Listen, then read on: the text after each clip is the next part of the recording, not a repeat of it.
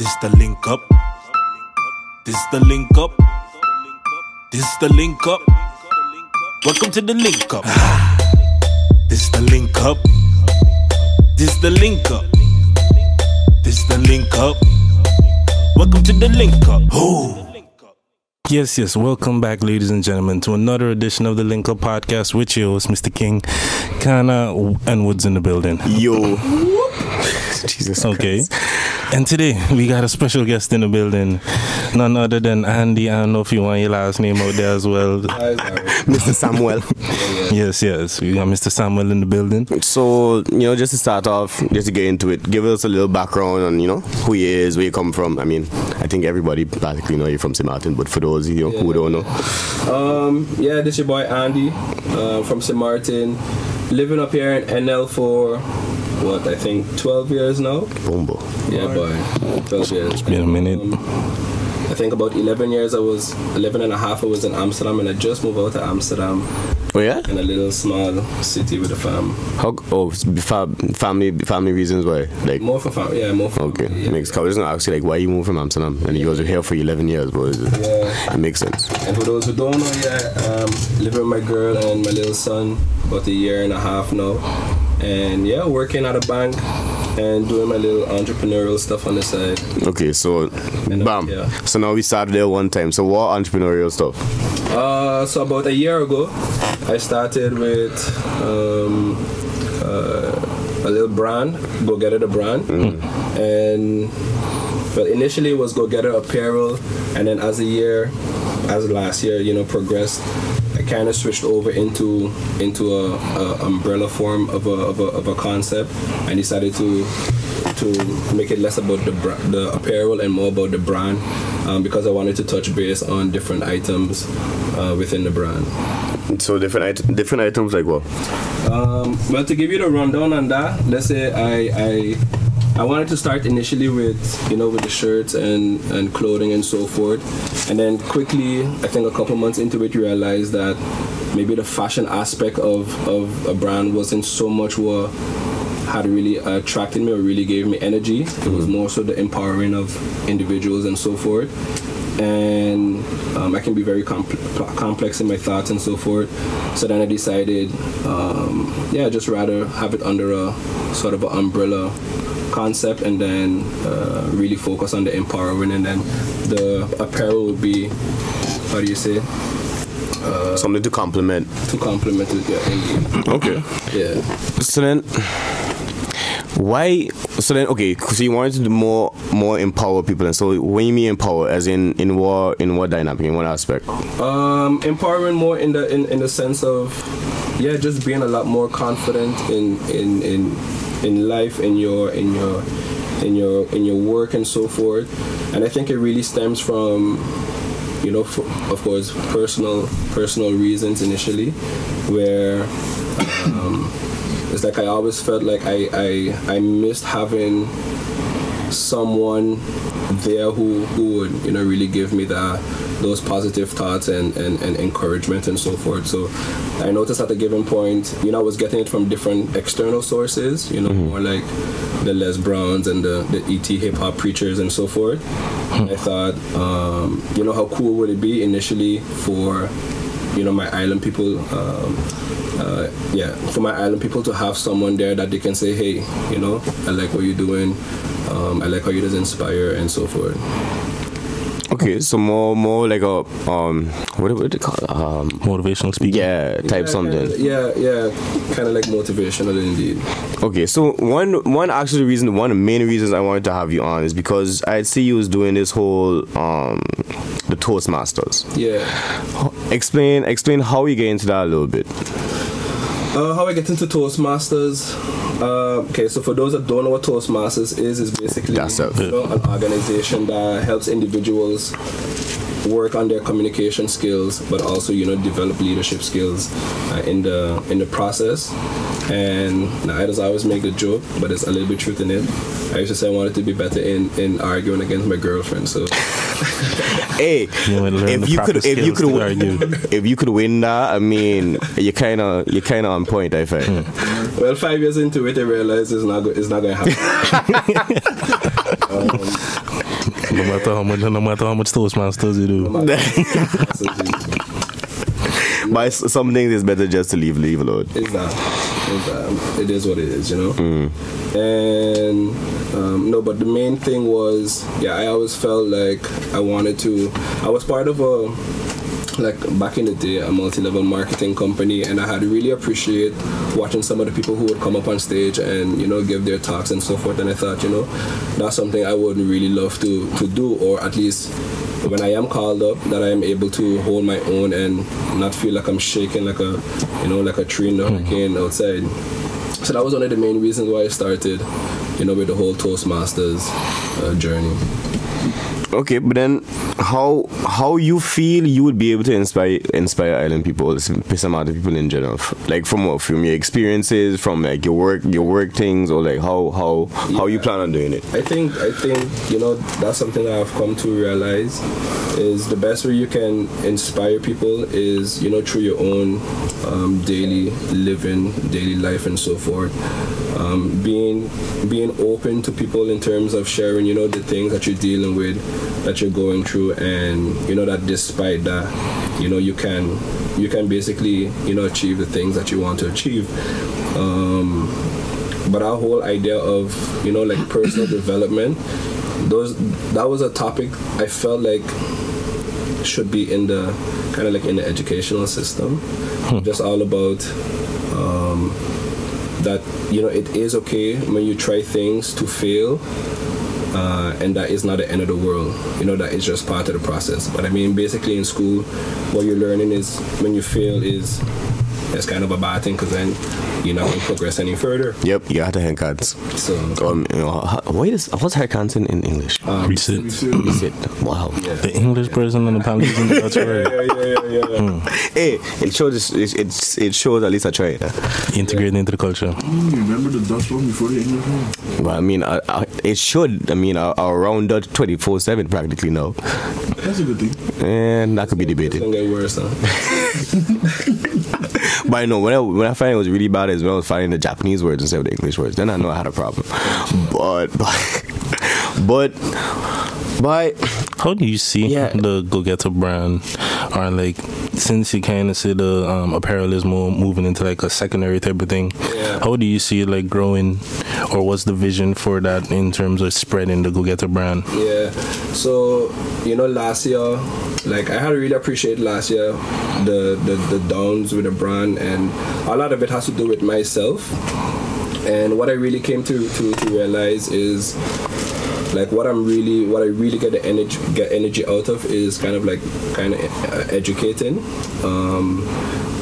and whether that be, you know, within what I know more about, which is public speaking and so forth, and as a form of, you know, empowering people so they can be a lot more confident and so forth, is what I see with the brand is basically that, the empowering, and doing so in the forms of workshops and you know, motivation, inspirational videos, those type of things. Do you see yourself, because I mean, I don't remember if you had mentioned it since we started recording, but the YouTube channel, like, that was something that you were doing for a while, so is that like the main plan is where you see those type of videos going, or just social media in general? Because I know you post stuff on IG and stuff like that as well. Initially, when I had started the YouTube, I had started around the time when I had started just not too long after Toastmasters, and it was more another outlet for me to work on my, it may sound strange, but like speaking in public, but in this case it was just more like speaking in front of a camera and trying to communicate my thoughts in a clear and concise way, because that's something I still feel like I can be a lot more stronger in and improving. So that was more the outlet, and for me the theme or the topic that I can use for that is more the empowering, you know, like life lessons and lessons learned and so forth. True that. But I want to go back on something you said there quickly. Yeah. You had said that you feel that personal development should be more in a school type something. Yeah. In what aspect? Because me personally, I had a personal development class in my Habio, and it was full of shit. Yeah. Like, it was completely useless. I think it depends on the teacher, right? What was it about the class that we had to reflect. The whole point of the class is we had to reflect on the past courses we do, or the teacher had give us like a assignment, one of them cultural things, like, and then we had to reflect on how we would act different than the person in the case and stuff like that. And you could just bullshit all of that. Like, you could legit just tell the teacher what he or she want to hear, and then that would be things. So how you had planned to or what your ideas was to incorporate that into school? Well, I don't know if it would be necessarily a separate subject, but I think it has to be something, maybe the teachers and so embody as well, in terms of, like, when it comes to simple things like setting goals and why the importance of setting goals and working towards those goals, and not just if you want to finish school, you have to study everything, pass tests and XYZ, but then the whole fact of how would you say it? That when you get a bad grade, then a teacher, and very often you would hear that like teachers would label students, dumb and and not sure how your future going to look in XYZ. I was told I'm going to be a garbage man. Those and those are things I feel is a no. I personally feel is a no go. Those are things, and it comes down to the teacher, because in this case the teacher has authority, and students are very impressionable at that age, and so like those things is really have an impact, but sometimes I think it's very easy to lose sight of that. So do you think it should be implemented at a certain age or a certain time in the schooling, like for instance in middle school versus high school, or like that's something that should be more thought about in in college type years, or do you see a specific type? I would say after primary school, so high school. Like I personally kind of like the way you had phrased it just now, basically that being the other way this could be done is just that the teachers kind of embody it, because me personally I feel like that's the most effective way of transferring this message, and especially because to me the main thing with that, or like what I think you trying to say, is like perseverance in a way. It's like dealing with failure. Perseverance to me is the most important thing, and I feel like simple lessons could already be taught from like a kindergarten level. For example, when you see a child playing with the blocks and they're trying to build something and they don't get it right the first time, what happens next? What is the behavior and how? And that's just funny that you said that, because imagine at a young age from, let's say, kindergarten, you would quicker tell a child, it's okay, continue. But now as soon as we reach the more adolescent age, it's like we flip the script, and it's like you're not allowed to make mistakes anymore. You're not allowed to try and fail and try again and so forth. In my high school, because I also had that class, personal development. Yeah, it was it was a different name, but it was. But it was a separate class. No, it was part. It was okay. It was part of the curriculum. Okay. But it was like, so basically, what it was like in between, like usually in between, like in the middle of the. You can do it. Recess. You can do periods. it. Semester. Just not throwing out what. Try to help the man. But basically what it was, the teacher would help us like schedule like our whole week, like homework and tests and everything. Okay. But not just that. Also like. How are you feeling psychologically? Oh, word? Like, are you stressed? Why are you stressed? So, but the thing is, the difference was because it was two teachers giving the course. It was, one was a man and the other one was a female. I don't remember the female. I mean, ain't important. It's okay. And the difference was that everybody didn't like her class, but we like everybody that had his class. They loved it, because I would always walk out of the class feeling like. Okay. Inspired. Not just that, but also, it's good. You got your shit together. Yeah. Like, but then, this was in high school, middle school? High school. Sometimes people would walk out the class crying.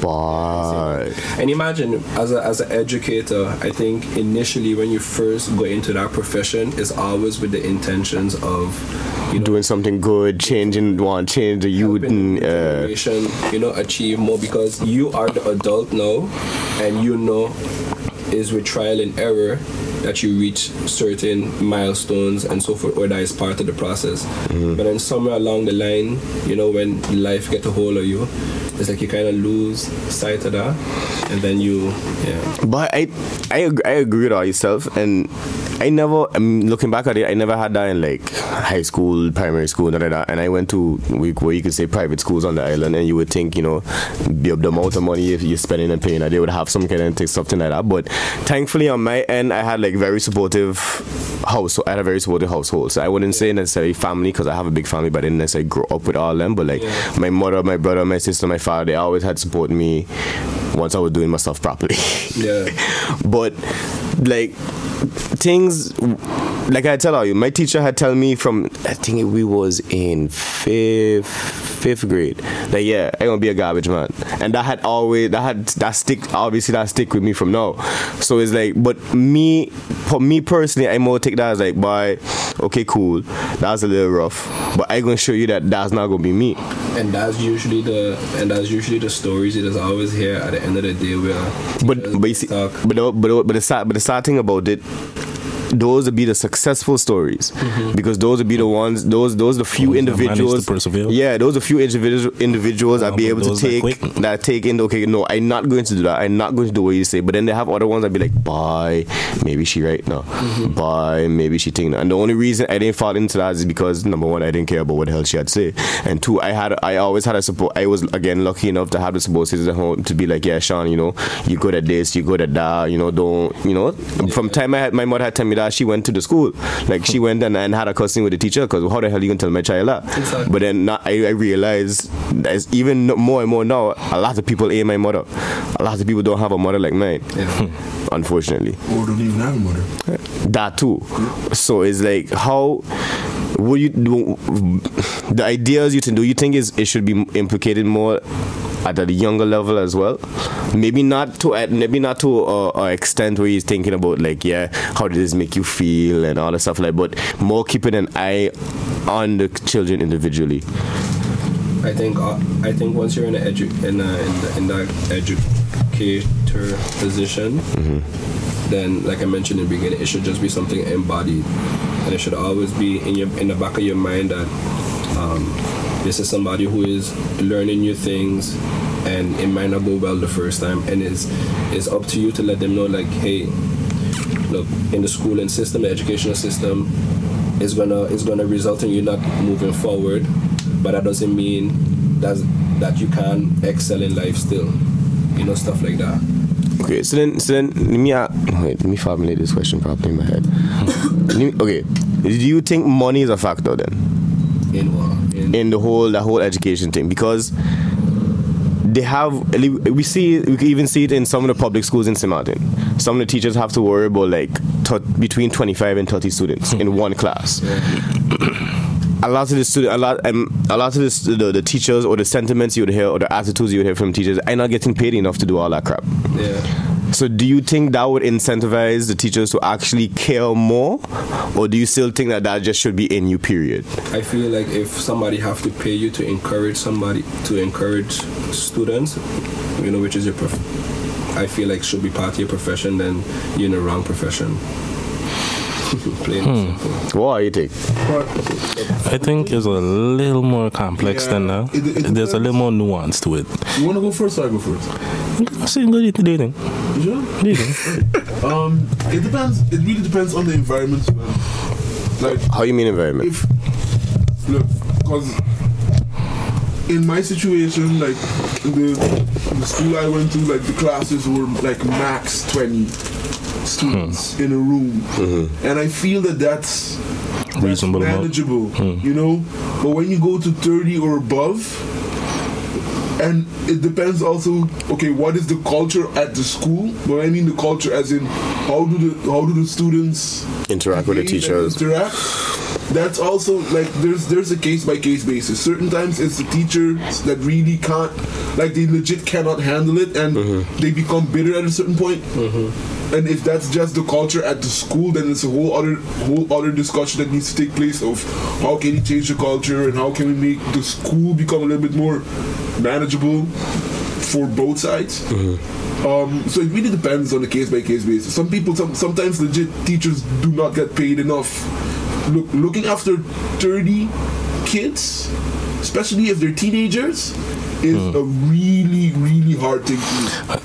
I personally think like primary school worse than like high school is teenagers. I personally feel like primary school is worse. Some of the things that you deal with on primary school.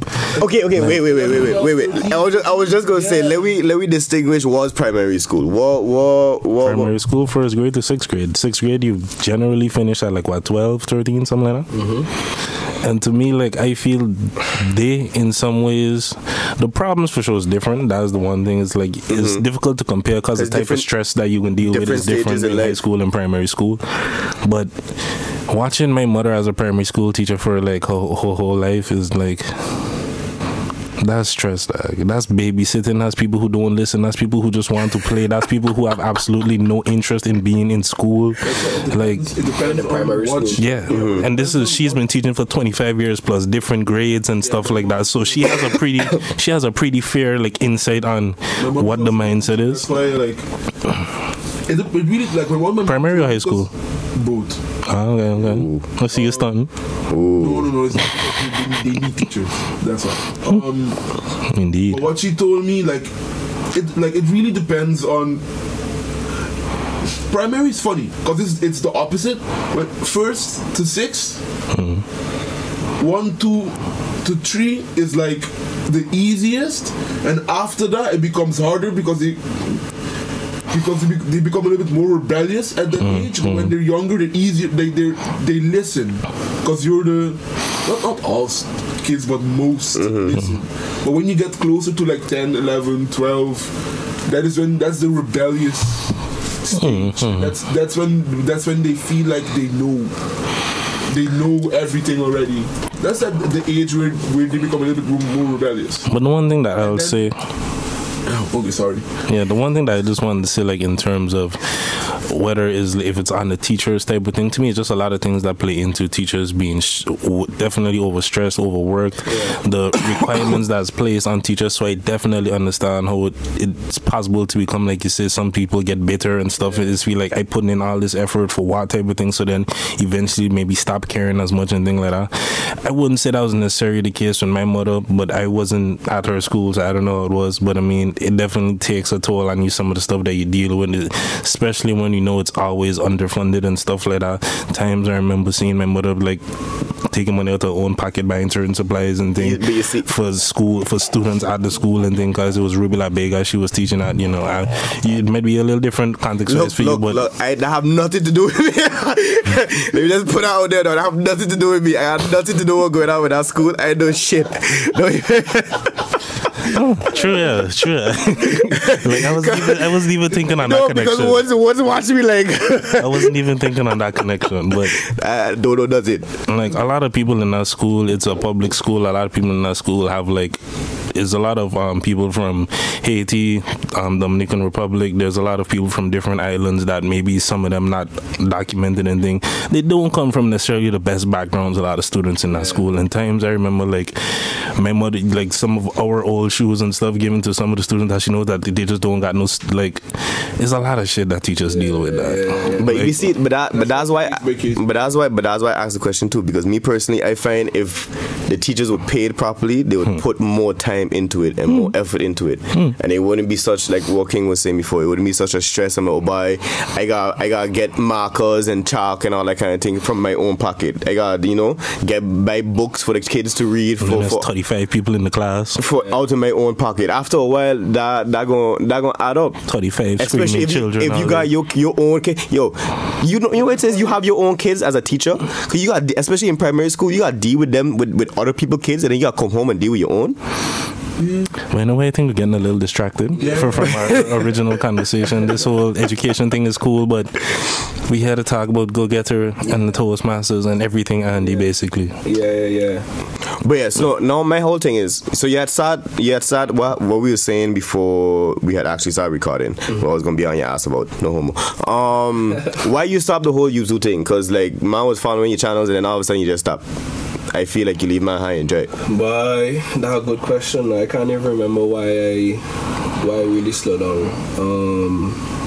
I think a part of me wanted to take a different approach, and it just became one of those things that I stopped it for so long, and then it was just, to go back into it just didn't make sense. This kind of a mountain to pick it back up. So I think that's everybody here can relate to that. In some kind of. But then what? Okay, can you touched on it a bit earlier that was more of a way for you to get used to speaking in public and stuff like that. But was that your main goal from it, or like you had want people to start like contacting you for maybe for help or something like that, or what you had really the end result from it? No, honestly, it was purely to like, it was more about bringing information out that I wish I had received, at a younger age, and so that was it basically. And then hoping in the hopes that somebody who may not have heard of a concept may think like, hey, that's dope to think about, and I might apply that in my life and so forth. Okay. Yeah. So now going back to thinking to recent times now. I see, because I follow you on IG. I see you. There was maybe a couple months ago, obviously last year. Yeah. You had do like a mini seminar or session where you had a couple other people. So give me a little explanation about that. The small little workshop. Yeah, the workshop. That was the word I was looking for. Yeah. So exactly. So that. The thing is, because I've been doing the public speaking, and I'll be really honest with you guys. Public speaking has, at least I can be very critical of myself, and so over the last 4 or 5 years, although I know I've made progress in terms of speaking in public and so forth. For me, it never felt like I always had this thing like, I don't know if I'm at the point where I want to be, where I feel like I can do these type of workshops. But then last year when I went to Greece to compete in a competition over there, I was like, I got a lot of energy from just from the vibe and the people, the Toastmasters over there, and I really thought to myself, you know what, Andy, it's like you're effing up. You reached up a certain point, and still it's like you can't see that you have stuff that you can give to somebody else that may have been that start in a position where you started. So that was for me the switch to say, like, okay, I'm gonna start small, and just basically help people who were in a position where I was 4 or 5 years ago, and then take it from there and then see how it progresses. Is also part of my development in that, or be part of my development in that area. So I decided to take it upon myself to to do a little survey, to do a little poll to see if people had interest in it. And I know public speaking is something that when people work on it and improve on it, it just changes your whole being. You become a lot more self-assured in different areas. And so I decided to make a poll and conduct the workshop, and then see how it goes, and then learn from that experience. And my idea now for 2019 through the brand is to do a lot more community workshops. That's what I would call it. So basically, open to the public, and just basically, and just share, share knowledge and so forth. And that's how I'm lining up. Sorry to cut you the thing, but that's how I'm lining up the brand in general. So like the apparel, now I realize what will give me energy is when I promote it, to let people know that, hey, part of the proceeds will go towards organizing some of these community workshops. Because I felt like the clothing was there, but for me, it didn't really have like a strong enough meaning to say like, I really want to start like pushing it like that. But then I say, hey, because I want to really do the community workshops, I'm gonna use the clothing as a means to help fund it. Because of course that's not gonna pay for it completely, but as a means. But I'm also doing corporate as well. I started doing corporate workshops, and that's where the more you get, more bigger bucks, and then that will also help fund some of these community workshops and make it a bit more accessible for people. So within these workshops, is the main subject just public speaking primarily? Like initially now is public speaking, because I feel like that's where I have your knowledge. Yeah, most of my knowledge right now, and then from there on I will branch out. But if you ask me for like the grand vision, like I see, setting up, these type of events where you have different people from different walks, from different industries, giving information. Okay. No, but then so now my question would be that you plan on staying up here, or you plan on maybe one point in time going back and doing something like that on St. Martin? Or that depends on obviously family and all that. Okay, so I made up my mind. NL is gonna be my home base. Okay. And so just St. Martin. Nah. I just tripping. It's not mine. Nah. No, but like I feel and very strongly that I can also do stuff for St. Martin being up here. Okay. Well, I mean, you could definitely work with the students and stuff like that. So that would definitely be exactly. And that's why initially the first workshop that I said, I'm gonna try. I did it within the USC group because there are the most Caribbean students and so forth. At least the most access to, the easiest way to access the most. That's true. That's how I get to see it. I mean, apart from following you on IG, I did see some of the other I guess you can say participants of the workshop was throw up videos and pictures as well, and they seemed like they had enjoyed it. So what I wanted to ask you, what y'all specifically did at that workshop? In that workshop, so without giving away too much. No. It's not that. So basically what we did is we looked at some of the main things I feel you should look at before you start writing content for a speech or a talk that you want to give. And those are things like asking, or like focusing on what's the main message you're trying to bring across. But also I gave the participants a different perspective in looking at writing a speech or a talk, in focusing on the emotions that will be inside of that come to play. And I see you watching a bit strange, like what do you mean with emotions? Because let's say if I have to ask you, what do you consider, what is a speech? What do you think is a speech? What's a speech? Or what's a talk? If I had to go right off the bat, wow. Yeah, it's okay. As simple as it is, it's not so straightforward. I guess you could say a delivery of information from one person to a body of people, or like a majority, or like a group of people. Yeah, that would be my definition of a speech then. Yeah, that's what it comes down to.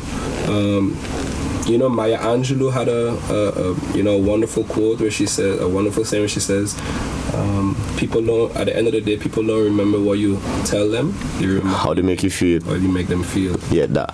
And a really nice description of a speech where I got is basically a roller coaster ride of emotions between the speaker and the audience.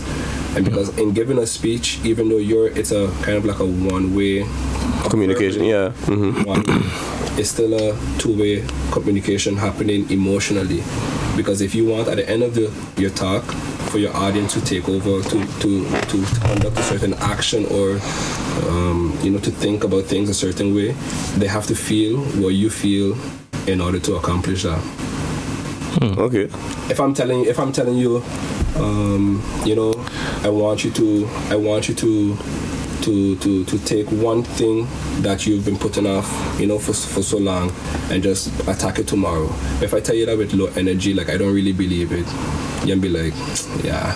Mm-hmm. But if I really focus on, hey, communicate the right emotions that would really give you that feeling of, hey, but I really need to go at this, then it's going to be a different outcome. But then how do you know which feelings you should invoke? Because everybody, you can say, is different to a certain extent. So that's kind of what you then learn to think about. Instead of just saying, okay, I have a presentation to give, I'm going to just knock a couple of slides together. Think about at the end of my presentation, what do I want my audience to feel? You know, what state I want them to be in? Do they need to be in order to carry out, I don't know, a certain action, or if I want them to be inspired, you know, what makes someone feel inspired? So if you think on things like that, then you would conduct your presentation or curate it a whole lot differently. Okay. I ain't gonna lie, I never think about that. Most of my presentation is like, yo, I want to get this shit done. Yeah. But I know communication student. Yeah, exactly. That's what I was just gonna say.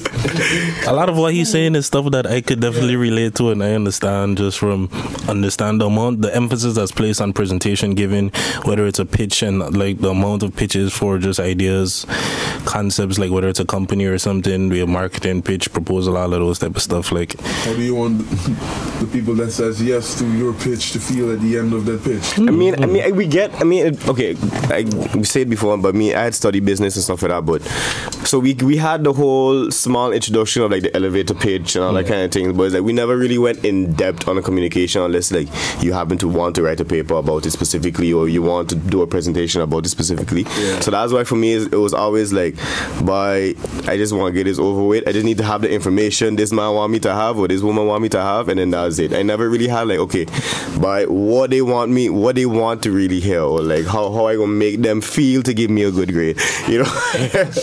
that was me throughout high school. But I think that's most people. Like my thing was, that's me now. For English, anytime that there was a presentation opportunity, English in particular, I would take the one. Like simply because English was always my best subject in school. I have no problems with English. I know that if I take this one here, I can get a 9, 8, whatever on every other test. So I'm like, I don't want to present. I hate public speaking. Yeah. Give me the one. Yeah. And any other class that I could afford to do that with, that's what I used to do.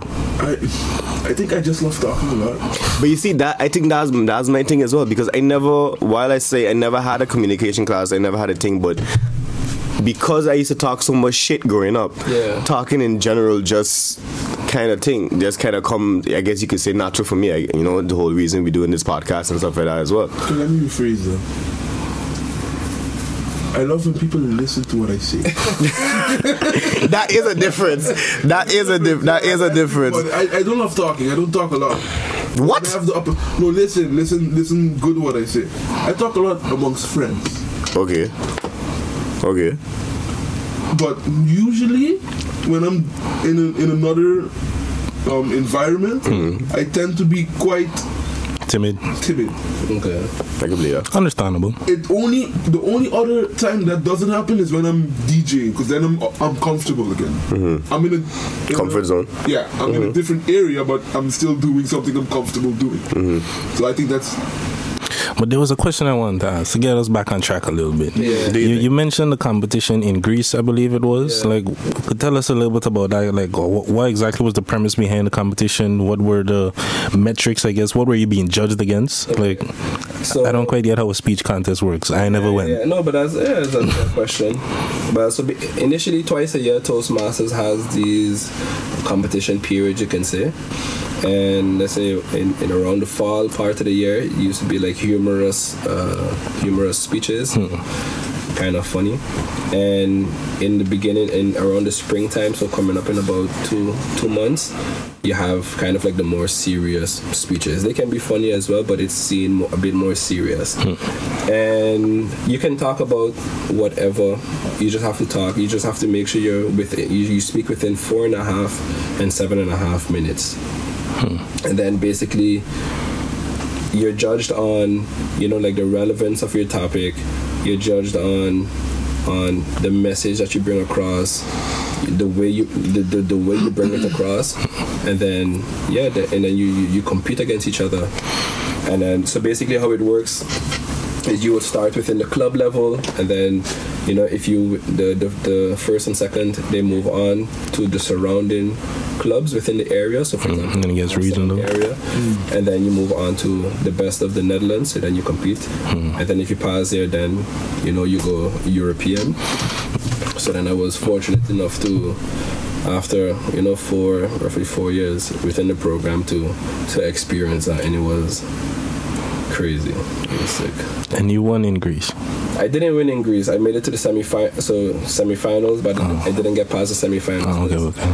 That's where the big dogs were, and it was my first time there, and I think it was noticeable. I did have a good performance, not to like toot my own horn, but I did have a good performance. But the other people who were there, they've been there. The experience. They've been there enough time, so they know They're used to that feeling. It's like being at the playoffs. If you ain't got a playoff experience, exactly. Get enough feeling. Yeah. Okay, that makes sense. Because I did see, again, like I said, I follow you on social media, so I see how you've been posting like a couple months. In 1 month, you would have like, okay, you had third place, and next competition you had to get like second, and like you see gradually, you could see gradually, and then like the last thing I had to really see that you had win. Yeah. So like I respect the fact that you show everybody. And not only the success part, but also the build up to it. But my question is, how do you find the line? Because you mentioned it earlier about you wanting to be open and then show as much of your life as possible. How do you find a fine line between was showing too much and was you keep private? Yeah, fine line. It just comes down to the individual. I mean, you have to know for yourself what you feel comfortable putting out there, and not. And there are many things that that I've struggled with at a given point in time. I can feel like I can label it under like a light depression that people will never know that I went through until now, because those are things maybe I wasn't strong enough to share at the time. Why? Because I find this a little bit interesting. Why you would say you wasn't strong enough, or like what you find was holding you back from a judgment? So like the social stigma of it all. Just how people may view me, and still is something that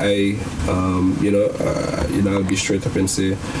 As much as I know better, sometimes it still gets a better view that you're very doubting yourself and stuff like that. Doubting yourself, but then also you focus a lot on, okay, how will this come across and X, Y, Z, instead of just saying, like, F it, let me just, If you're depressed, just say it. Because I ask that because I mean that's something we've been talking about on the show as well, like the whole stigma behind depression and stuff like that. So I don't know if you're not comfortable in answering it, you can also just say it as well. You find it was to a point where you had to go seek help, or so that's the thing. I don't know if I should say like it's depression, but I was at a really low point. I felt like I was at a compared to how you normally to be. But it wasn't like to a point where I say like I had to go and get help and so forth. It was just, I think a lot of it was just learning to allow myself to feel certain emotions and to not feel the need to. Cause that's the thing, with the videos and thing as well. It's like I had this thought in my mind that I always had to come across as this positive and this positive person, uplifting person. Which is not the case, but it was hard for me to realize that, and that's why sometimes when I would not feel like in the mood and so forth, I would really beat myself up because I'm like, yo, you're supposed to be the one picking people up, and you just feeling down and XYZ. So then, what was your standpoint on actual like therapy and them kind of things? On therapy? Yeah. If it reaches a point where you feel you need assistance in realizing certain things, and you need to get help.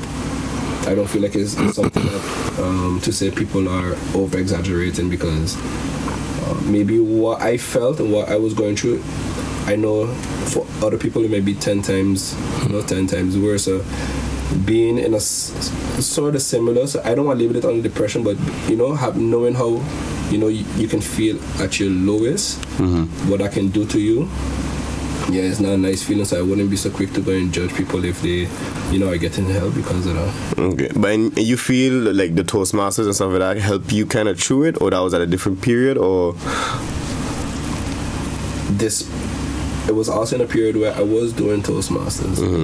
And you feel like having or being part of those organizations had helped you a bit, because from what I understand, it helped you not only communicate better, but have you understand your thoughts better, because you have to put it in a way you want to communicate it. Yeah, I understand my thoughts better, but I think what helped me the most, with this organization especially, is the people. Community aspect. The community, because you're around, this collective that are, super energetic, super supportive. Super supportive. I'm gonna say like super positive, because it's within the evenings is you have to get constructive feedback and so forth. But there's a feeling of like, go for it, do your thing. If you mess up, it's okay. Nobody's gonna destroy you for that. And that's an amazing feeling. That's an amazing feeling to know you have that kind of support. That's an integral part of growth. I mean, if you're in a situation where you feel like you can't be honest and like just express yourself, like, it's a dangerous thing. And depression, I feel like that's something that is super common. Like, it's one of those things that as I guess talk to more people, I just realized like, almost everybody I know at some point in their life went through this period of depression, myself included, and it was like, it's just one of those things that's definitely difficult to deal with if you never was depressed before, because like, that's what it was. I can't speak on everybody else, but that's what it was for me when I felt like I hit my low point and I was going through my depressed period. It was like, I was the type of person to make all kind of statements about people talking about depression, because it was something that I never really experienced. I never lost none. So when you finally went through it, it was like, what the fuck? But yeah, it was like okay. It was a little bit like I felt that I was weak. I felt that I was all these things because the type of statements I would make about people going through these type of things and being emotional and exaggerating, like those type of things that I might have said before I ever experienced the feeling myself. So in Holland, I feel like that being up here, I feel like definitely plays into that, because it's like you're away from home, you're away from friends, there's homesickness might come up, there's weather changes and stuff like that not everybody might deal with as well. Like when it gets winter time and stuff, the sun, it just like, it feels depressing with the weather. It's like you never see the sun in this country in the winter time and stuff like that. The worst thing was the first year, but you know it is to be in class and you're watching the sun go down. That ain't normal. The thing is, I always used to run from the sun, so that was actually a positive for me when I moved here. Yeah, but I mean, for me personally, I know a man that the weather affect too much, but I mean, like, we come from an island. So when the sun go down, you're supposed to be in your house. But it's funny, because when you live on the island and it's bad weather, I don't know about y'all, but usually everybody's happy. What's bad? What's bad weather? It messes with you biologically, yeah, because of the seasonal affective disorder. Sad. Yeah, literally. But I don't know. When I'm in Aruba, usually when it rains, I'm happy. I love when it rains. Like the smell of rain. I've heard that. I heard that before. Like I've heard that before. That feeling, like, especially if you're in your room and it's raining, it's like it's a cozy feeling, because it's welcome in the, it's not the regular, it's not the norm kind of. So you welcome it when it does come. The flip is kind of funny when you come here and then it's like the rain. God, this is every day. And the thing is, you can feel like that because after you already get your energy from the sun and you feel, you're good in spirits biologically. Then you could welcome rain now and again. But if up here you never get in sun, those vitamin D. Yes, I was just about to say, for all the Caribbean people listening, if you ain't accustomed of taking vitamin D pills in the Caribbean because you don't need to, you live in here in the Netherlands, please take your vitamin D pills. I don't take vitamin D pills, You should. Trust me. You're going to need your body. What foods is vitamin D in? Vitamin D. Ain't like nuts? No clue. Let's ask. I can't say that. What is the food? So I was just gonna say, we gotta ask the resident vegan. Even if you find it in food, it's not enough. The best place to get vitamin D comes from the sun. And if you live somewhere that the sun is not that present, sunny D, the power of the sun. There's no vitamin. Wow. When last you had a sunny D? It was a long time, but that's why vitamin D and associated with the sun. That's a sunny D. It's the power of the sun. So just to bring it back on topic. I was going to say, and I think that could spark another conversation on its own, but I think a large part of you know, like that feeling low and so forth comes as well when you are not used to sharing how you feel. Because then you would feel certain things, but then just internalize it. Yeah, you don't really express it, you know, to whoever. That makes sense. Yeah, that's me. Yeah, me too. I'm the only child. I never learned to express any of my feelings. I just played games. Yeah. But you would think it would be the opposite, no? Being the only child that like you would like your parents would be focused on you more, so like they'd be asking you more like how that's you doing, what how I you would think feel. as well. Yeah, that would be my thing of it at least. But if your parents or family are not used to that, if they're not that's another thing too. not open to letting you express yourself and then yeah. But then not open and not accustomed to it is kind of different, because just because you're not accustomed to it don't mean you're not open. Does that mean you never really experienced it? Not being open to it was like yeah, I feel this, yeah, fuck it, it don't matter, I don't care what you feel. I think it's because like my mother is very extroverted, my dad as well, and I'm introverted. Yeah, so how you come out so? Okay. I'm only child. I guess that's why. I don't know. I really don't understand. But I never really expressed my feelings to my parents. What I don't think talk a lot. Yeah, what I think might play a role in that is something that I've seen sometimes is like in a household where you have people that are very expressive, somebody feels like, well, they expressing all of this is like there's no space for my emotions in that kind of way, or my whatever thoughts I might have in my head is like you're not afforded the opportunity to like that kind of thing. Yeah, I think I can't say I had that either, because I kind of have the feeling I grew up just like Woods, when in the aspect as my whole thing was just a game. Like if you had known me back when I was from 5 to like 16, I was always in a screen, whether it's Game Boy or behind or TV or something. I was like, you just give me that and you won't hear from me for the rest of the day. Like this whole thing could turn into a much larger topic if you're just looking at the way.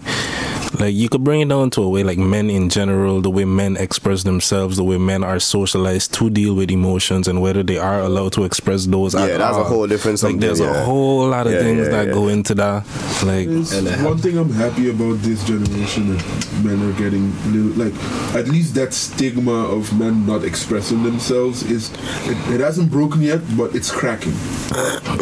I wouldn't say it cracking either, but I would say the conversation getting out there more. You see, just like this, if you talk about it now in these type of settings, it's like back in the day to talk about this wouldn't happen. Yeah, by now, what are you talking about? Especially in the Caribbean culture, that's a big no-no. Like that and being gay, like what happened? You a woman? I understand why our forefathers were like that, because the way I don't understand. The way the culture was focusing on them and how they were being portrayed, in the sense of, especially if you were black, there was no space to feel weakness. Yes, they could not show weakness. Okay. So in that, so it's very like that's why like we can't really understand that. Yeah. Because even like what we experience and what our father and grandfather experience are completely different. Totally different. That's true. So I'm saying this, but I really cannot like. I'm just. What I'm saying is from what I've read and like the history that I know. So I'm just assuming it was that way. But I really have not had that conversation with my dad ever. I've never had that kind of intimate conversation with my father. Me neither. But I know now, having a son, like how important, or how crucial that can be, you know, for a young boy growing up to feel like, hey, I can see my father at a vulnerable state. He's okay. It doesn't make him any less of a man. Since you bring that up, I have a question. Yeah, I got a couple questions too. First one basically being, what type of lesson do you feel the first time, like, I don't know, he's crying? Of course he's a baby, they're going to cry. I mean, when he gets to like maybe 3, 4 or something like that, like, what's the lesson then? Nah, man, that's fall. Nah, man, that's too young. Let's say 5, 6. Let's say 5, 6. Certain things to start with, like you trip, fall, you crying. It's like, no, you 4. You're a man. You're a boy. You ain't supposed to be crying for that. Like, depending on certain people, it starts at younger ages. Like, man up, don't cry about that. Like, now it's funny that you say it, because even from this age and even a little younger, I found myself consciously, when he would fall and start crying, I would tell him it's okay to cry. Yeah. Yeah. Straight. So, I tell him. Do you not feel to a certain extent that might, not to say make him soft, but how to put this politically correct? What follows is after I say it's okay to cry, when you finish, get up, Mm-hmm. and I learned to do this. Dust yourself off and just try again. Go again. Okay. Okay. What do you mean by soft? Because that sounds like a Caribbean saying too. Yeah, it is. It is, but that's why I try to articulate it in a proper way. Like, because however I try to say it in my head, it's coming out wrong.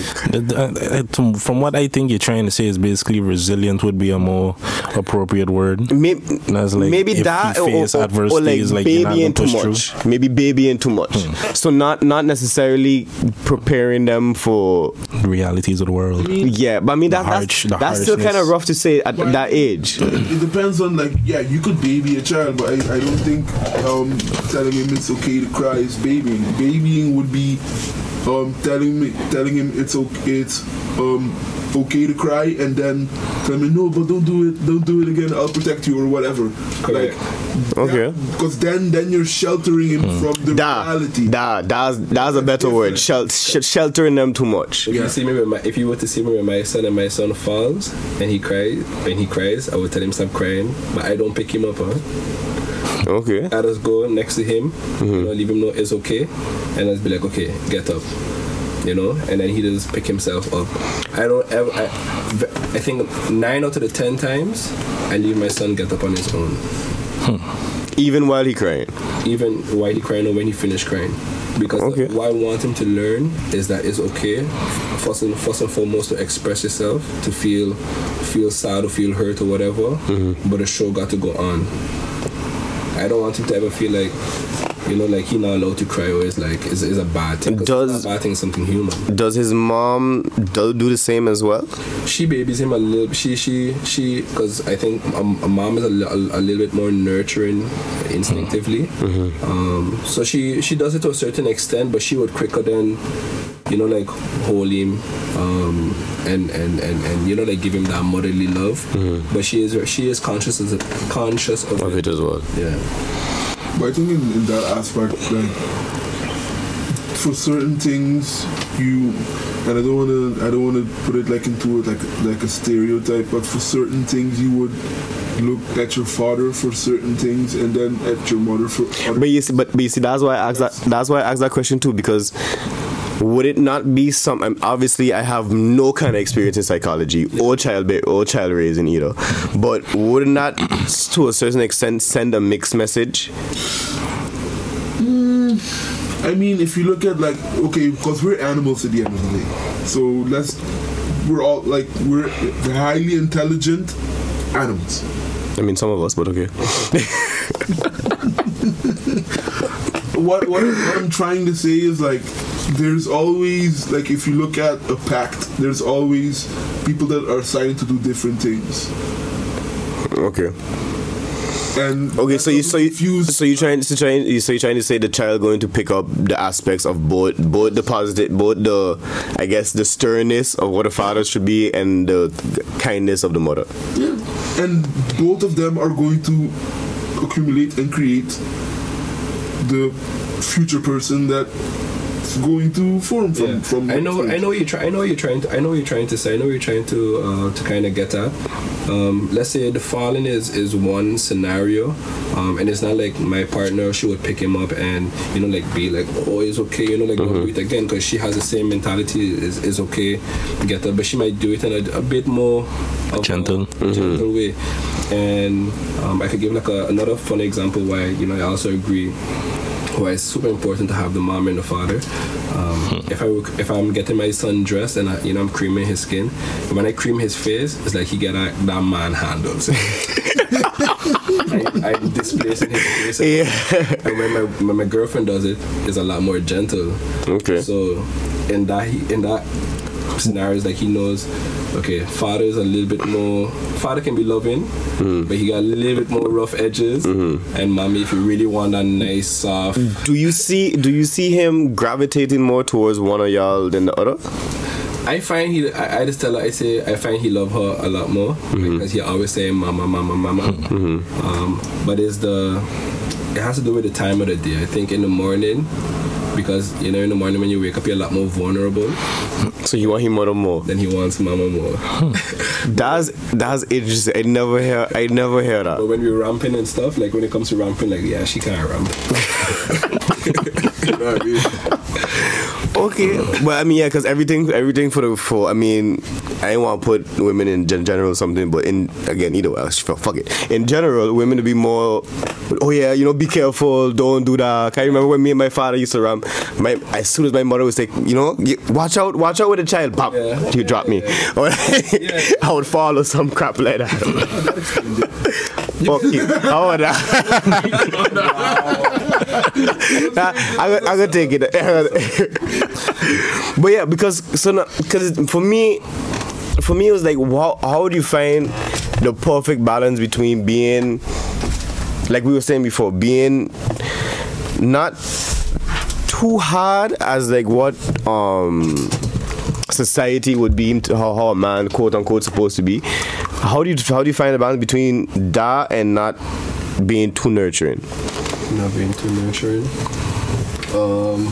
I think at the end of the day, it just comes down to my own experience as a young man, and taking into how I experience like the nurturing and the more fatherly figure. Tough love. The tough love, growing up, and what I felt like I had a need for maybe some years ago, and then kind of take the two and then create what I would like my son to take away from that. So of course I'm not going to be in my body and say oh, because you fall once means you shouldn't go and do it again. I want you to know, like, you fall, I hope you learn from it. If you're going to do it again, do it differently. Okay, so now my question would be, if you had a girl, would you be approaching it the same way? Yeah. Okay. Yeah. Well, that was good. I personally find that's good. Cause I mean, at that age, there shouldn't be a difference with it. I think though, instinctively, a father will be a little bit more thing with a girl, a little bit more gentle. But I would be very conscious of it, that I don't be like too. Like, I wouldn't leave her do what I wouldn't want, what I would leave my son do. Oh, see, now that's interesting. So, like, give me an example. Like what? Because then give me an example, and then my question would be, why not? Okay, so let's say we have a table at home, yay high, and he climbs up on the table and he puts on the light. Now, there was a day, sorry, baby, but he fell from the table. And, I like how you apologize first. He hit his head. And like at that point I did pick him up because it was a good licky guy, and I did hold him and be like, oh, it's okay. But I didn't tell him don't go back on the table. I just tell him you fell last time, watch out. Same scenario. If I had a little girl, I would be the same way. Okay. Okay.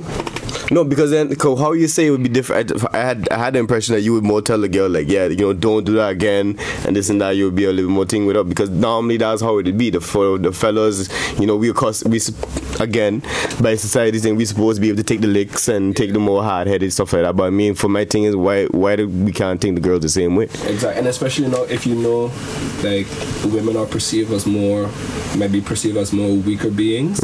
Like, that's only because we put them in that alignment, I find. Exactly, but it comes from bringing them up, like sheltering them. Exactly, I find so too. So that's why I would consciously I would not do that, although maybe instinctively I may want to. It's like you gotta find a balance too.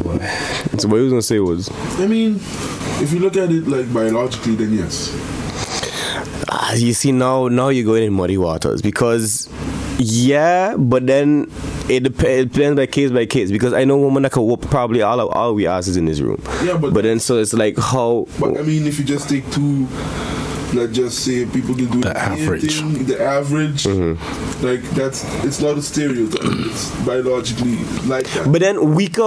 Okay, when we say weaker how then? Weaker in one manner, as in Physically, But then that stronger, faster tends to be men. okay, all right, cool. But then what Bigger. what indication is that to how we supposed to raise them? No. I'm not saying that's not based. I'm not saying we have to raise them differently. I'm just saying like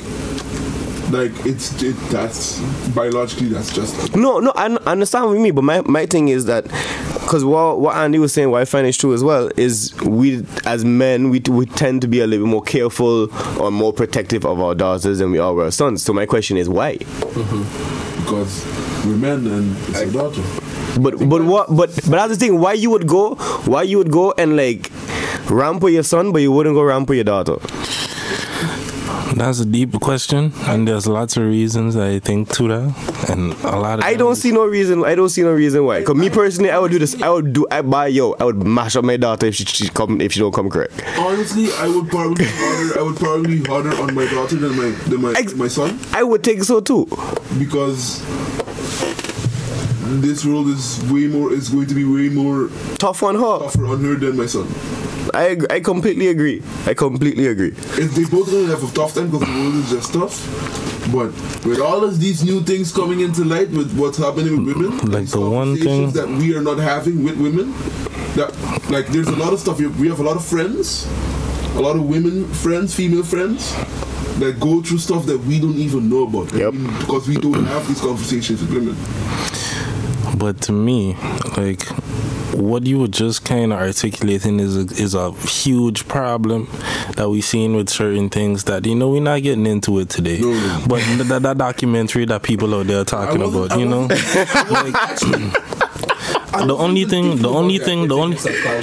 that I must say on them is that whole notion of the world is going to be harsher on women, so we got to make sure be extra vigilant and teach women is like, that's why we here now, because we're not teaching men, because we're not being that strict and vigilant and making sure that we have those same conversations with our boy children, because everybody assumes that boy children is easier. You know how much times I've heard that from women today? They want a son because they feel raising boys is easier and stuff. Because they don't have those deep conversations, they can't relate to being a boy, so they just assume, okay, let him do his thing and he'll come out fine. It'll be alright. What I was trying to convey like being a little bit harder with my daughter, what I meant with that was being more comfortable to talk about any situation. Because especially like there are certain things that men like with men and women shying away from, especially with women, but I feel like now that's breaking because of the climate that we're in. But especially women, like, I don't know if it's culturally, subconsciously they learn to like keep certain stuff in, or it has to stay within socialization, a large part of it, or the family, or this is family stuff, so we don't talk about it, or we don't express certain things, but until someone actually asks them. So they feel like until someone does not ask them, they don't talk about it. But then I feel like that's only certain things. That's things that they've been socialized, because these conversations I have with my girl as well, giving me the female perspective on it, how females are. Yeah, but I mean, it's something. I am a different type of dude. I always been that way. Like, I have a lot. I tend to talk to females more. Like, from before all this Me Too stuff was happening, I was aware of like how much of my friends that are, because I've had certain types of conversations with my female friends and different females around me. That's what I'm saying. Like, you don't ask those questions, you will, trust me, you will never. But then I agree with that. But then can't you also say that the same thing with the men? Because look at this whole, again, if we're looking at the whole Me Too movement and stuff like that, we have seen some cases of men come on like, yeah, I have been sexually harassed, or I have been sexually abused, this and this and that. But the stigma, we have to look at how the stigma is the social stigma is right now.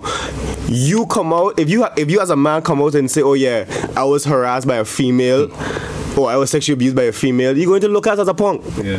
But it's actually, if a man was sexually harassed, it was most likely by another man. That's rough. That's really rough.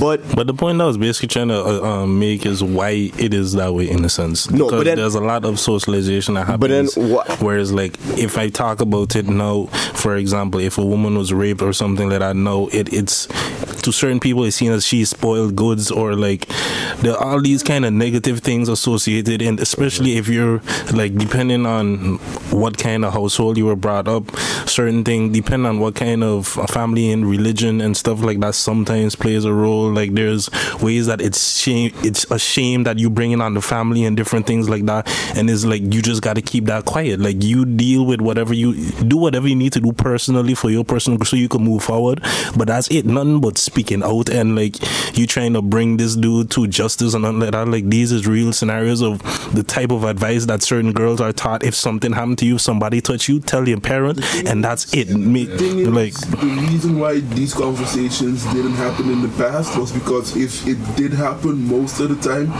we were regarded as the girl is lying. That's part of it. That's part of it. The default. No, but you see, the default has shifted. But because of thoughts like that, I agree. What I wanted to say is, I agree with all you in the general statement. Whereas the men, we should also raise our men better. Obviously, but I don't find that could be argued against. But me personally, now, I find I would be more, not say harder on my daughter, but I would have more conversations with my daughter than with my son. Why? Because there's not everybody or not every male she encounter going to have a proper upbringing, like how I would want to like raise her brother, or how she would see her uncles treat her, or how she would see the family friends treat her. So I would have to really, what I would want to do is really instill to her that everything you do has consequences. So you have, I mean, cool, men as well. But in this day and how he is now, it's going to be more scrutinized on you.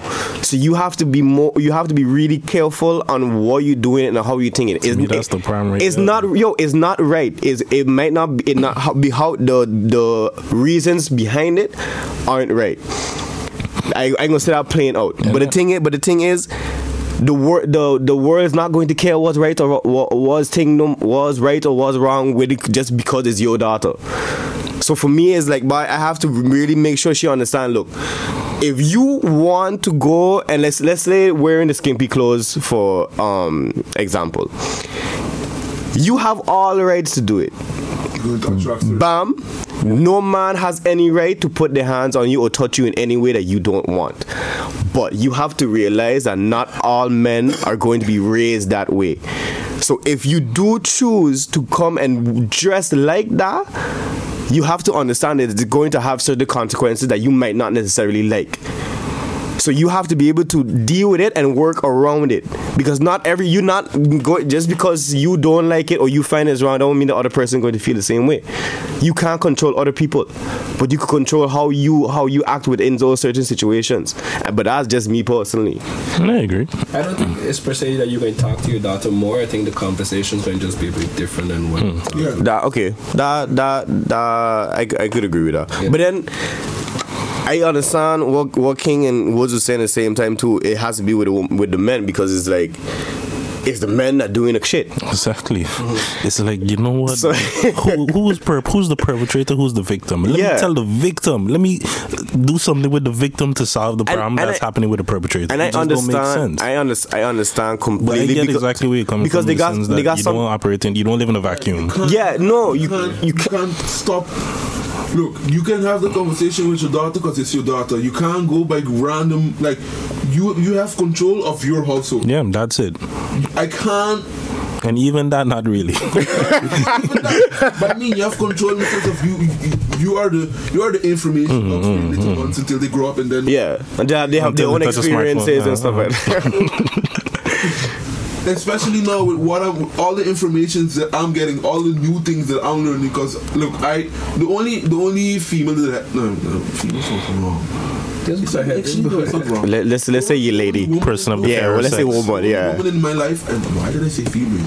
Sorry, mom. The only female in my life for the longest time was my mother and my grandmother. because I was also moving, so I didn't have a lot of friends because I was moving a lot, and you're weird. It's okay. Yeah, so I never really had conversations with women until I started going to YMCA and going interactive.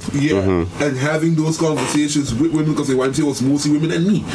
And then I had those conversations with women, and then I started to see, oh, this is what women actually go through. And the thing is, like, I heard like small stories like, I was walking in the city and the guy just grabbed my ass, like, what the fuck, blah, blah, blah.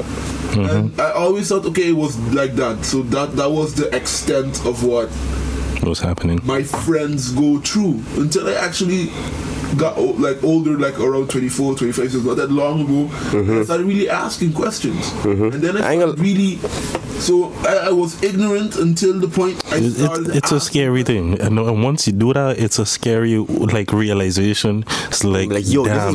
This is how just the sheer amount of women that I've had the conversation with, and they've told me they've encountered some form of sexual assault or harassment, or imagine, rape in some cases. Like I just can't imagine just a night in a club. Being a woman. Just one night in I can't imagine it. I mean, I can tell you for what I've seen. You went to a gay club? Wow, you just went far with that. I mean, the question. I have played in the gay club more than once. I mean, I just asked because, like, I feel like you was going in the direction of like you could understand based on experience you've been in. Right, let's put it this way. I've had one experience in the club. I've girls grab my ass multiple times. Okay. You see, I don't know how to. I don't know how to feel about that because I find my first reaction would be to swing, but then that's not necessarily right. But that's just me. Nobody tell you to touch me. You have to deal with that consequence. I don't enjoy it. I don't like people touching me. How you said I could be. Bro, you enjoy it.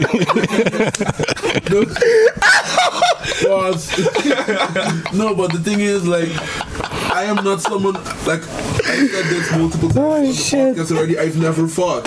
So that's not my first thought. When someone grabs my ass, I'm not going to want to punch anyone.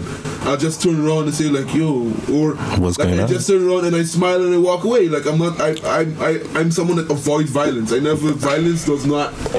I mean, experience with me avoiding violence. I mean, me too. I mean, I'm not the type of person to be the first one to. I mean, if someone grabs your butt, the thing is, I ain't gonna swing to the head. Let me just put it that way. Okay. Like I gonna move your hand. I gonna hit your hand one time because it's like, yo, what the fuck? That's the thing. If you talk to your girl, even with the girl, like don't Then the I mean, like if you talk to your daughter, oh, like that, okay, yeah. These type of incidents is like the message should be. Don't feel like you have to keep it to yourself. That I agree with, for sure, definitely. If you know, like something extreme happen, don't feel, you know, although the world may want to see you as less, that doesn't mean that you can't speak up, that you shouldn't speak out about it. But you know, not that you actually, I find you bring up a good point, and something else I was checking on the documentary that we ain't gonna talk about. But one of the things, yes, that's exactly what we're doing. But one of the things that I still can't fathom, maybe because I was never necessarily put in this situation, but was something I took from the documentary that I definitely want to tell to both sexes when I have them, male and female. Don't leave anybody tell you or threaten your family and tell you, you have to do this or else I'm going to take your mother or your father. Nah, come to us. Leave us deal with the situation as a family, because then you will put yourself in somewhere where somebody gonna be able to control you, and then we got to come and try to like take you from that, and I'm making the situation bigger than how it's supposed to be. Instead of you just come, yo, dad, look, this and this and this and that. This person tell me so. They threaten all you. What we gonna do? Yeah, I mean, I agree with that. But once again, if you're young and you don't know better, it's very easy to feel like you don't have no control of that situation. But you see that's why I'm saying again, my whole thing is with the parents. Like you have to have that you have to give your children that comfort and that openness to come to you legit with anything. And we all know how early do those conversations start though, because from time they interacting with other children and other people on a daily basis without you. Someone bullying you? Talk about it. Like I how definitely agree with where you're coming from, but That's the thing, indeed, from how young. I would say from time they almost like from then I going to try to communicate that as best way as I can. I feel like it has to be as early as possible. Yeah, as early as with other people. Without me being there, without me being able to see it, as early as possible, because there's no Mahayo. I was getting bullied till one day I got like I was bullied in kindergarten and preschool. I still remember vividly how I was getting bullied. Yeah, me too. But it's just one of those things where you never know at what age a child is going to encounter something or where they're going to. Exactly. The whole thing is like at some point you're going to have to relinquish control, like y'all say, when they start getting in contact with other people, and you can't watch them, you can't be with them forever. So there needs to be some kind of trust already in place at a reasonably young age before anything like that could happen, so that they already learn to internalize and be like, yo, something happened to me. I didn't know if it was cool to talk about it to anybody, so they just internalize it and keep it there. And but that also has again with the parents, because I'm sure. Okay, well, I ain't gonna speak for you, but I've had certain times when my parents was like, yeah, you could talk to me about anything, and then like with certain things, or you could always this one, you can always tell me the truth. Just tell me the truth, nothing gonna happen to you. Tell the truth, licks. So it's like stuff like that. You can't be expecting, because what they take from one situation, they gonna put for everything. But the thing is, like, what did you do though? Look.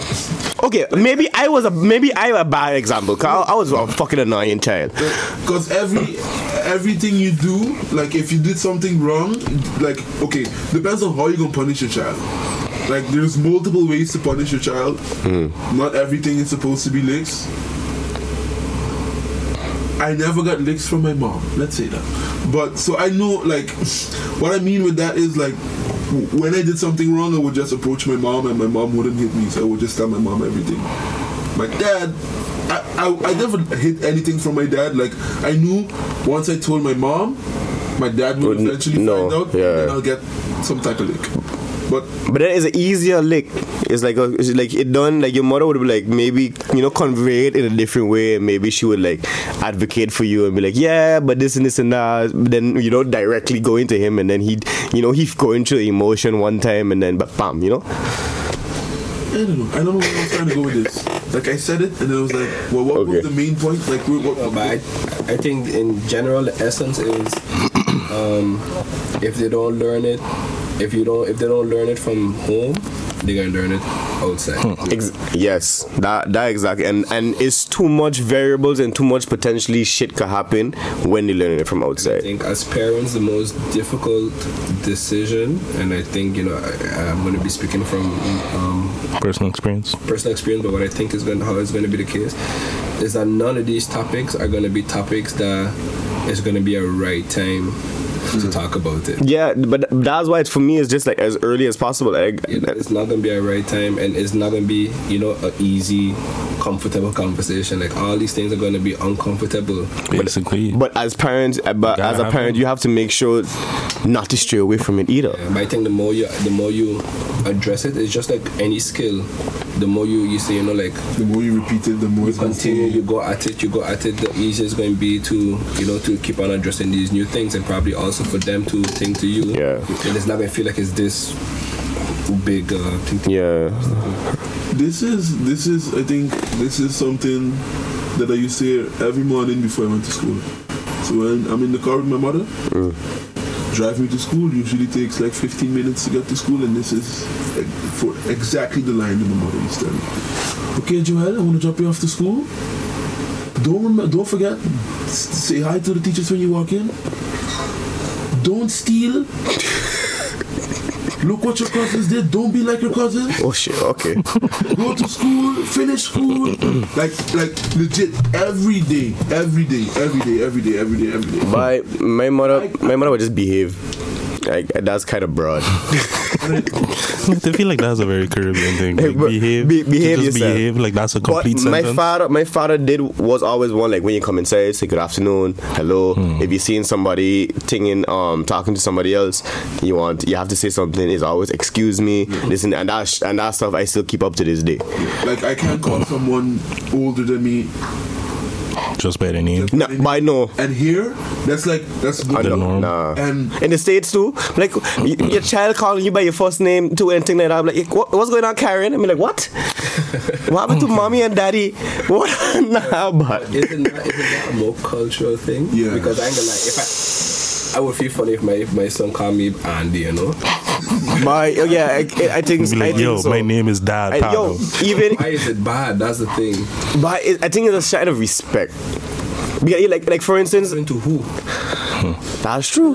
You got a point. You get me. I don't know. Like from my parents' household, I understand because my grandfather was in the military. Okay, so that's where the very strictly run. Everything is ordered, and the family was big, 10 kids. So I could understand like why. Like my mother is also like that. Everything has to be ordered. Everything has to be accounted for. Like, but you see the thing. Even with me too is like. Even my like the women I used to be with, even like their parents, it would be like, yo, Miss whatever your last name is, or like Mr. whatever your last name is, Miss. If I feel a little bit more comfortable, Miss your first name, or if it's really thing, or we're going on moms, or them kind of ones. But then what I want to bring it back to you, Andy, is like, do you feel the Toastmasters, since we're on the whole subject with like childbearing and stuff like that, do you feel like the whole Toastmasters and you working on your whole communication, trying to kind of prepare you a little bit more for having a child? Not only Toastmasters, but I think at a given point you get this realization that some, like, you feel like you missed some things, like in your nurturing growing up. And it's not to say you're going to blame your parents or whatever the case is, but there are always things you would be like, I wish mommy and daddy had done this. And I think for me the main thing was learning to express and talk about situations that you're dealing with, and especially when they're super vulnerable. Like, it would be, even to this day, like, I never even really like tell my parents, like, I had like a really, really down period in my life, because it's like, as bad as it may sound, we never built that kind of relationship communication wise. And it's not, once again, it's not to say like my upbringing was bad or something, because of that, but it's just being at this stage in my life, a little bit, a few years back, I would have really appreciated that, because I realized that maybe not having that in the back of my mind to do, really blocked me from, especially like with relationships and so forth. Like, certain things you'd be like, do I share this? Do I not share this? If I share this, it may sound a little flimsy, make me sound flimsy. Well, when you talk about these type of things, it only strengthens the bond between you and the person. Make a lot of sense. But with that said, I think we start to wrap up. And you got anything you want to plug specifically? Let the people know what you're working on, or any. Ask, like, if there was anything that we specifically didn't ask that you still wanted to get out there to our listeners, not a specific message or something. Whether there's or workshops coming up, or. But I think the first thing that I want to tell y'all public is, like, I appreciate all you. I really appreciate the fact that you guys, started with this podcast and busy with it for, I think, like almost 2 years. But this is the second. We're in the second year now. We're in the second year now. Season 2 was officially started. By if the years dictate the season. Season 2. So, like, doing this for 2 years, and just to see like the progress that you guys been making, and I think we don't tell each other enough, you know, that we appreciate certain things that we're doing or that the other person is doing. And so I wanted to, you know, to let you guys know that I really, you know, that I really appreciate that. Other than that, you know, like I mentioned, you know, with the brand, is going to continue to be a work in progress, but one of the main goals this year is to have at least 4 community events. Okay. And I'm not sure what the size is going to be like, but where it's going to be a lot more accessible for, you know, like young professionals to come and you know, just learn different traits and so forth that will help them be a lot more self-assured in their everyday lives. Random question: you still cut hair? I cut my own hair. Okay, so you ain't cut nobody else no more. I mean, you mentioned entrepreneurial, and I know that was another. I clean forget one about of your things. I clean forget about that. But during that time I decided, let me try go to the next level and work at a barber shop, and Wasn't for me one of those things where before you have to try it and then see if it's really something you want to do. And that was for me, standing up 10 hours and only eating like once or twice.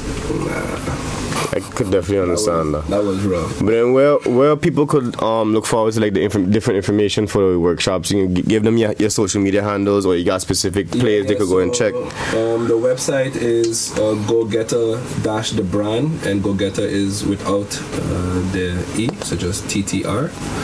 -thebrand.com, and then you can find everything there. But if you're on social, you can find me also at Gettr_the brand, and on my personal Instagram page, Andy_SPG. That's what the handle is right now. But visit the website. Hopefully the guys can pop it up somewhere here on the screen. Yeah, man. We're gonna put it on the description, man. Yeah, man. Fellas, you got anything I want to plug? Well, I have always bad luck that when I want to plug something, it happens the day of. When it airs, it's too late or something. Late. So I'll plug something that's way in the future. So on the 25th of January, there's a Caribbean/Latin party that we're promoting, and it's going to be in Club Panama. That's the biggest Panama. That's the biggest, one of the biggest clubs here in Amsterdam. So if you're looking for a Caribbean/Latin party where there's going to be dancehall, soca, and just Latin music in general, come down. And because of this very thoughtful conversation today, I want to say to all my fans and friends, don't be afraid to talk to someone about anything. That's funny, cause I was gonna say the same message towards the end, but I'm gonna leave Kingo. Yeah, the only thing I got to plug is for those who may not have seen, since my birthday, January 8th, I released 2 new songs, that being Criminal and Hydro. Criminal is a song with me featuring Dollar G, and talking about, you know, I feel like it's kind of self-explanatory. The title of the song explains more or less what it's about, and Hydro is very much the same thing, self-explanatory. If you know what Hydro is. Yeah, I was gonna say it might not be something. If the artwork, it got a bunch of leaves on it as well that kind of indicate. If you know what those leaves are, you know what it is that's being talked about on the song. What he's trying to say is, but Hydro, do it and you understand. Yeah, okay. And that's the song. That's a Tree Conscious Cat song with me, Cheat Code, and West Lord or Alto or whichever name he going by. I don't know. He got a lot of them. You know it's rough when your own member don't know your damn handle. You know you switch a little too much, But yeah, that's all I got. Check out those 2 songs if you enjoy them, you know. And where they can find them? They're on all streaming platforms, you know. Good looking out, making sure I provide the correct information. But they're on all streaming platforms, whatever it is you use, Apple Music, Tidal, Spotify, SoundCloud, they're everywhere. So me, I ain't doing nothing special, so I'm not to plug, but I going to say, because Woods forget to mention it, next week you're going to be in Escape again. Oh, well, yeah, most likely. Yesterday I performed really good. Well, I don't want to, it was... Yo, you fuck up the man play good, and if you want to see how he play again, come... Weird, like... Well, that's why I doing it. That's the whole purpose. So let him brag for you. Are you come true to Escape next week, Thursday, most probably. You could find out more information. I will be putting it up on my IG and Facebook and all that. If you have anybody else specifically y'all want us to sit down and talk to or have a conversation with, or again any topics y'all specifically want us to hear, you can leave us know on our Facebook page, or you can hit me up personally or anybody else up personally, Mr. Kana Woods. Again, like I'm gonna keep on the same thing that I was saying from last year. Anybody from St. Martin, if you have the time, if you have the energy, please go and look for organizations to go and help out with, to give back to the community, whether it's St. Martin Nature Foundation or is the Red Cross, or I'm going to find out some other organizations that I should know by now, but I'm going to get out for next week. I keep saying that, but I'm going to do it for sure this time. You need a non-profit list. And yeah, that, but my whole point is we're saying that we need to start doing things for ourselves and start waiting for government to help us, because obviously we know dying will work.